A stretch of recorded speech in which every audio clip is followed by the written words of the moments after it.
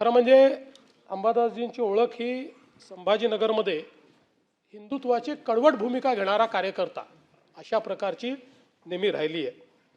विशेषतः आता तर आपण धार्मिक स्थळावरचे भोंगे काढले, पण त्याच्या विरुद्ध प्रचंड आंदोलन हे अंबादासजींनी केलं। सातत्याने त्याची निवेदनं त्या काळामध्ये ते देत होते।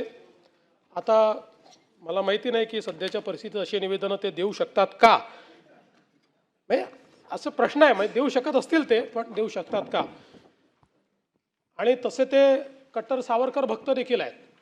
म्हणजे जरी बंटी पाटलांच्या बाजूला बसावं लागलं तरी अजून सावरकर भक्ती सोडली नाही दानवे साहेबांनी। एकदम कट्टर, हां एकदम।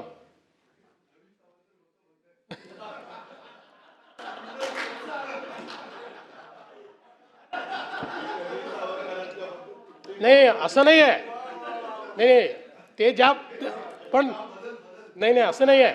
ते ज्या पक्षात ते ऐका हो अजितदादा, ते ज्या पक्षातनं आले ना त्या पक्षाचे जे सर्वेसर्वा तेव्हा होते शरद पवार साहेब, सावरकरांच्या स्मारकाला जागा पवार साहेबांनी दिली। त्याच्यामुळे त्यांचा सावरकरांना कधीच विरोध नव्हता पवार साहेबांचा। किंबहुना त्याच्या उद्घाटनाच्या कार्यक्रमालाही पवार साहेब होते आणि पवार साहेबांनी त्यावेळेस सावरकरांबद्दल काय तेव्हा पवार साहेब काँग्रेसमध्ये होते। हे आमची अपेक्षा हीच आहे की किमान तुम्ही तिकडे असण्याचा तेवढा तरी फायदा झाला पाहिजे आणि राहुल गांधींना हे समजलं पाहिजे की इंदिराजींनी देखील पत्र देऊन सावरकरांचं कौतुक केलं होतं। पण आपला आजचा मुद्दा नाही येतो मी हे किती सावरकर भक्त आहे आणि व्हॅलेंटाईन डेला होणारा जो काही धांगडधिंगा आहे त्याच्या विरुद्ध आंदोलन सातत्याने करणारे आमचे अंबादासजी राहिलेले आहेत। मग केडेकरचं लग्न त्यांनी लावून दिलं, त्यांना ते मान्य। हे बा व्हॅलेंटाईन मान्य नाही आहे, तुम्ही लग्न कोणाला लावायचं असेल तुम्ही त्यांना आत्ताही संपर्क करा। त्या व्हॅलेंटाईन डेच्या विरुद्ध 3 दिवस जेलमध्ये राहिले ते त्याचा विरोध करत असताना। पण एक गोष्ट आहे की एका एसटी ड्रायव्हरचा मुलगा हा आपल्या कर्तृत्वाने एवढा मोठा झाला हे देखील मला असं वाटतं अतिशय अभिमानास्पद आहे।